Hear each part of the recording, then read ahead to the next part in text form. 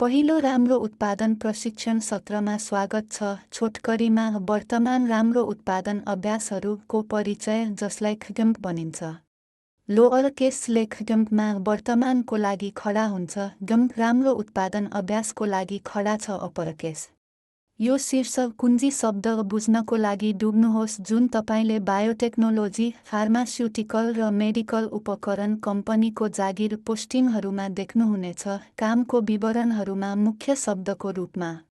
यसको अर्थ के हो र यससँग सम्बन्धित गुणस्तर मापदण्डहरू। GMP राम्रो उत्पादन अभ्यासहरू कभरहरू जुन औषधि वा चिकित्सा उपकरणको सुरक्षा, पहिचान, शक्ति, शुद्धता र गुणस्तर राख्न आवश्यक छ।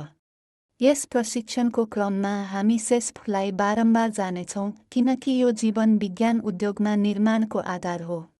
त्यहाँ धेरै चेकपोइन्टहरू छन् र GMP-भित्र मापदण्डहरू छन् जसले सुनिश्चित गर्दछ कि उत्पादनहरू लगातार उत्पादन र उच्चतम गुणस्तर मापदण्डहरूमा नियन्त्रित छन्। यी गुणस्तर मानकहरू द्वारा आवश्यक उत्पादन प्रक्रियाको प्रत्येक चरणमा कोसेढुङ्गाहरू हुन् जुन मानक सञ्चालन प्रक्रियाहरूसँग पङ्क्तिबद्ध छ। यी प्रक्रियाहरूलाई SOPs भनिन्छ। यी पहिले लेखिएका छन् र निर्माणको सबै चरणहरूमा नियमको रूपमा पालना गरिन्छ। यो एक अनुपालन सञ्चालित उद्योग हो र तपाईले प्रदर्शन गरिरहनु भएको काम कर्तव्यहरू स्पष्ट रूपमा मानक सञ्चालन प्रक्रियाको रूपमा लेखिएको छ। कुनै पनि कर्मचारीले लिखित प्रक्रियाबाट विचलित हुनु हुँदैन। यी निर्देशनहरू उत्पादन प्राविधिकको रूपमा कुनै पनि र सबै जिम्मेवारीहरू कसरी प्रदर्शन गर्ने वा कार्यान्वयन गर्ने भनेर स्पष्ट रूपमा दिइएको छ। त्यसो भए जब हामी GMP-को आधारभूत सिद्धान्त भन्दछौँ, त्यो गुणस्तर उत्पादनको ब्याचमा परीक्षण गर्न सकिँदैन, तर उत्पादन प्रक्रियाको सबै चरणहरूमा उत्पादनको प्रत्येक ब्याचमा निर्माण गरिनुपर्छ। आउनुहोस् पत्ता लगाउनुहोस् कि ब्याच वा एकद्वारा यसको अर्थ के हो। धेरै तपाईमध्ये कतिजनाले टाइलेनोलको बोतल देख्नु भएको छ र यदि तपाईले प्याकेटको तल हेर्नुभयो भने तपाईले ब्याच नम्बर वा धेरै नम्बर देख्नुहुनेछ। वास्तवमा ब्याच वा धेरै सङ्ख्या के हो, हामी यो तालिममा छिट्टै जान्छौँ। यसबाहेक राम्रो उत्पादन अभ्यासहरूको आधारभूत बुझाइ र यसले कसरी उत्पादन, कच्चा मालको गुणस्तर नियन्त्रण र प्रक्रिया डिजाइनलाई नियन्त्रण गर्छ। यी सबै चिजहरू कम्पनी र अन्य क्रस कार्यात्मक विभागहरूसँग गुणस्तर निर्देशकहरूद्वारा गरिन्छ। प्राविधिकहरूलाई काममा निर्देशनहरू पालना गर्न सजिलो बनाउन। आफ्नो जोखिममा सबै सिद्धान्तहरू र तिनीहरूको महत्त्व, काममा सबै समय र यी प्रक्रियाहरूलाई तपाईको कार्यस्थलमा प्रयोग गर्न सिक्नुपर्ने कल्पना गर्नुहोस्, ताकि तपाईले काममा प्रदर्शन गरिरहनु भएको कुनै पनि गतिविधिको बारेमा निश्चित हुनुहुन्न भने तपाईले तिनीहरूलाई पुनः भ्रमण गर्न सक्नुहुन्छ। यी औषधि र बायोटेक उद्योगमा प्रयोग हुने केही शब्दावलीहरू हुन्। GMP राम्रो उत्पादन अभ्यास हो र हामीले पहिले कुरा गरेझै GMP-लाई वर्तमान राम्रो उत्पादन अभ्यासहरू भनिन्छ। GMP राम्रो नियन्त्रण प्रयोगशाला अभ्यास हो। GMP राम्रो स्वचालित उत्पादन अभ्यासहरू हो। GMP सामान्य रूपमा राम्रो अभ्यासहरू कभर गर्न प्रयोग गरिने एउटा अमूर्त शब्द हो र GMP राम्रो कागजात अभ्यासहरू र राम्रो वितरण अभ्यासहरू पनि हो, फार्मास्युटिकल वातावरणभित्र। यी सबै शब्दावलीहरूमध्ये त्यहाँ तपाईको मेमोरीमा लग गर्नको लागि एक निर्माण प्राविधिकको रूपमा तपाईको लागि धेरै आवश्यक चिजहरू छन्, जस्तै राम्रो कागजात अभ्यासहरू, राम्रो उत्पादन अभ्यासहरू र GMP जुन कुनै पनि र सबै गतिविधिहरू हुन्। कुनै पनि र सबै कागजातहरू बायोटेक र फार्मास्युटिकल्समा उत्पादनसँग सम्बन्धित छन्। GMP वस्तुहरू मानिन्छ।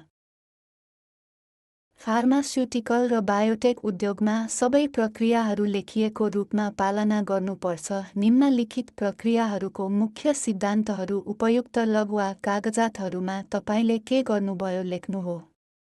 लाई औषधि र बायोटेक उत्पादनहरूको निर्माण प्रक्रियाको प्रत्येक चरणमा न्यूनतम रूपमा ट्रेसबिलिटी चाहिन्छ। जे लेखिएको छ त्यही गर्नुहोस्, कार्यविधिबाट आकार वा रूपमा विचलित नगर्नुहोस्। जसरी वाक्य रेकर्ड नभएको भए त्यस्तो भएन। मानौँ यदि तपाईले अर्को रसायनमा रसायन थप्नुभयो र गतिविधिलाई लग, ब्याच रेकर्ड वा अन्य कुनै कागजातभित्र रेकर्ड गर्नु भएन जहाँ यसलाई रेकर्ड गर्न आवश्यक छ। त्यसो भए तपाईले गर्नुहुने सबै कुरा लेख्न र लग गर्नु महत्त्वपूर्ण छ। तपाईले विभिन्न कागजातहरूमा डाटा र लग प्रविष्टिहरूको रेकर्डिङ र तिनीहरूको महत्त्व सिक्नुहुनेछ। सरसफाइ र सरसफाइ कायम राख्नुपर्छ किनकि मानिस नै कपाल झर्ने, हात, शरीरको कीटाणु, छालाको मृत कोष, कपडा, जुत्ता आदि दूषित हुने मुख्य स्रोत हुन्। सबै गैर सिद्धान्तहरू पालना गर्नुपर्छ जुन हामीले गैर कक्षामा सिक्नेछौँ।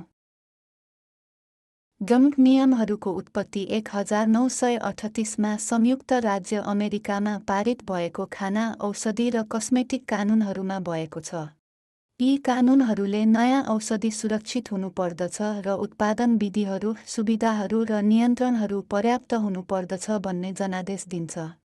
यो कानुन एलिक्सिर सल्फानिलामाइड सङ्कटको प्रतिक्रियामा पेश गरिएको थियो जसले 107 व्यक्तिको ज्यान लियो जसमा अधिकांश बालबालिका थिए।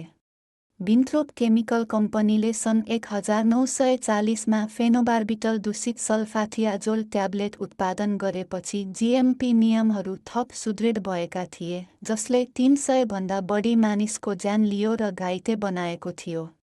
इभान्स मेडिकल डिजास्टरमा आधारित बेलायतको कपडायल रिपोर्टले पहिलो युके सुन्तला गाइडलाई प्रवर्धन गर्यो जसले हालको युरोपेली सङ्घ जीएमपी नियमनको आधार बन्यो। सुरक्षा भन्नाले एउटा साधारण तथ्यलाई बुझाउँछ कि औषधि सेवन गर्न सुरक्षित हुनुपर्छ। उदाहरणका लागि, जब तपाईलाई ज्वरो आउँछ र तपाईले एसिटामिनोफेन जस्तै टायलेनोल उठाउनुहुन्छ, तपाईले आफ्नो ज्वरो घटाउने र तपाईलाई थप बिरामी नपार्ने अपेक्षा गर्नुहुन्छ। जति सरल।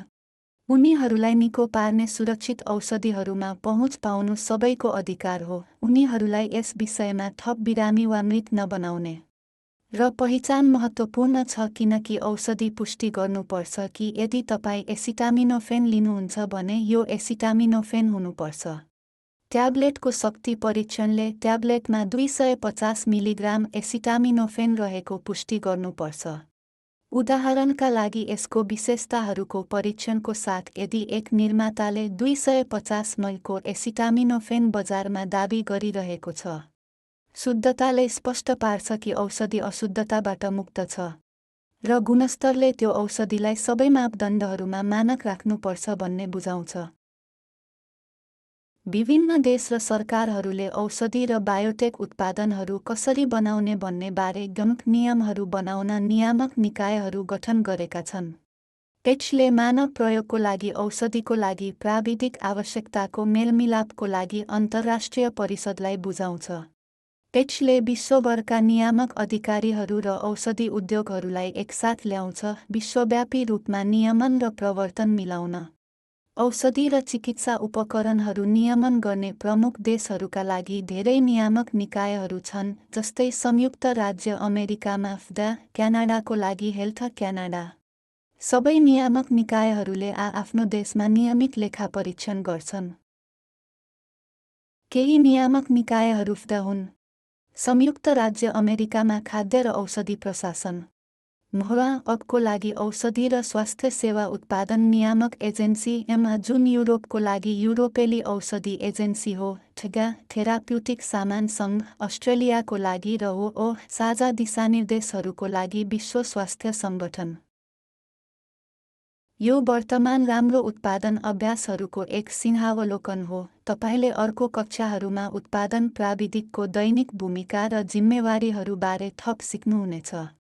कृपया सबै गम्भीर सिद्धान्तहरू याद गर्नुहोस् किनकि तपाईलाई एक निर्माण प्राविधिकको रूपमा कामलाई प्रभावकारी रूपमा कार्यान्वयन गर्नको लागि यो ज्ञान चाहिन्छ।